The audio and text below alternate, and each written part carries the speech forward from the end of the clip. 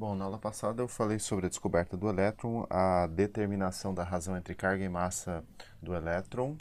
Eu não entrei em detalhes físicos, digamos, eu não coloquei nenhuma equação lá, por exemplo, igualando força magnética com força elétrica, etc.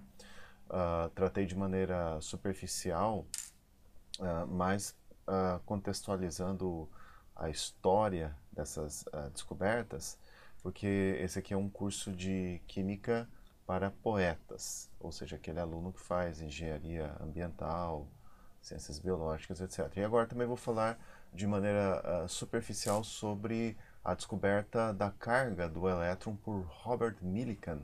Robert Millikan, cientista americano, ele ganhou o prêmio Nobel, então Nobel em Física de 1923. A boa parte dos nomes que eu vou citar daqui para frente, nesse estudo de teoria atômica, foram agraciados com o prêmio Nobel. Então, resumindo aqui, né? Você tem o famoso experimento das gotículas de óleo, né? Você tem um sistema aqui, onde você tem placas eletricamente carregadas, você tem um spray de óleo, né? Você tem um atomizador que vai gerar gotículas de óleo que tocam essa placa eletricamente carregada e adquirem carga. Então, essas gotículas passam aqui por esse buraco aqui, esse orifício, e descem.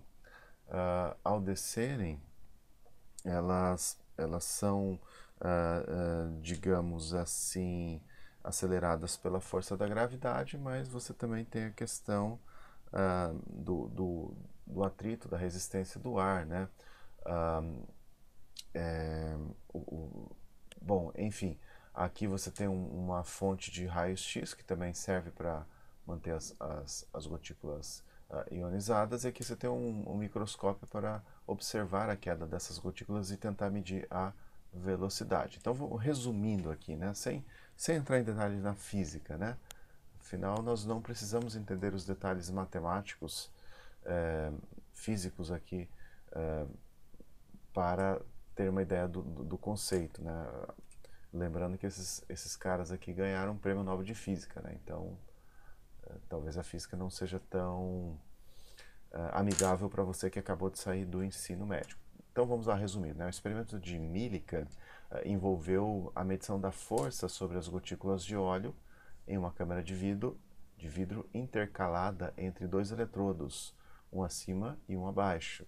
A partir da intensidade do campo elétrico necessário para vencer a gravidade que age sobre as gotículas, ele determinou as cargas das partículas. Como cada gotícula de óleo tinha mais de um elétron, ele tomou a carga de um elétron como a menor diferença de carga entre as gotículas. O valor moderno obtido por metodologia muito mais sofisticada da carga do elétron, que é a carga elementar, que a gente vai chamar simplesmente de E. Então, a carga do elétron, obviamente, a carga do elétron é negativa. É 1,602 vezes 10 a menos 19 Coulomb.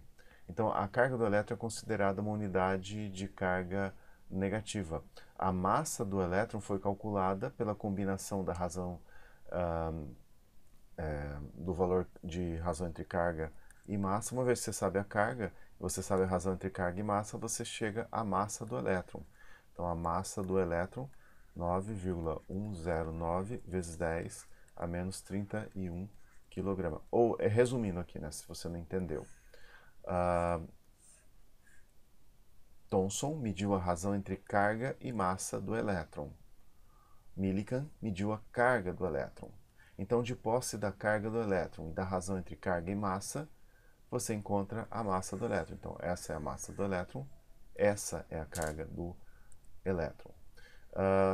Então, em seguida, em 1904, veio o Thomson propôs o seu modelo atômico, lembrando que até então o modelo atômico vigente era o modelo de Dalton, né? Esferas rígidas, né? Átomo indivisível para Dalton, né? Então, o modelo atômico de Thomson, aqui o modelo do pudim de ameixas, que seria um prato da culinária inglesa, né? Aqui em inglês é isso aqui. Então, o átomo consistiria em Z elétrons, então esse seria um número atômico, poderia ser, Z elétrons embutidos em uma esfera gelatinosa de carga positiva, e esses Z elétrons neutralizariam completamente a carga dessa esfera gelatinosa positiva. A esfera gelatinosa positiva engloba toda a massa do átomo. No átomo estável, os elétrons possuem mobilidade e suas posições de equilíbrio são governadas pela repulsão elétron-elétron e a atração entre elétron e a carga positiva. Então, eis aqui o modelo do pudim de ameixas de Thomson, 1904. Então, você tem aqui uma esfera gelatinosa positiva, essa coisa avermelhada, e os elétrons aqui na superfície dessa esfera, o número de elétrons suficiente para neutralizar a carga positiva dessa esfera. Então, um átomo eletricamente neutro. No modelo de Thomson, os elétrons vibram em torno da posição de equilíbrio, todos com a mesma frequência. Isso aqui é importante. Um pouquinho mais de detalhes aqui, né? Então, os elétrons, que seriam as ameixas do pudim, vibram ao redor de suas posições médias.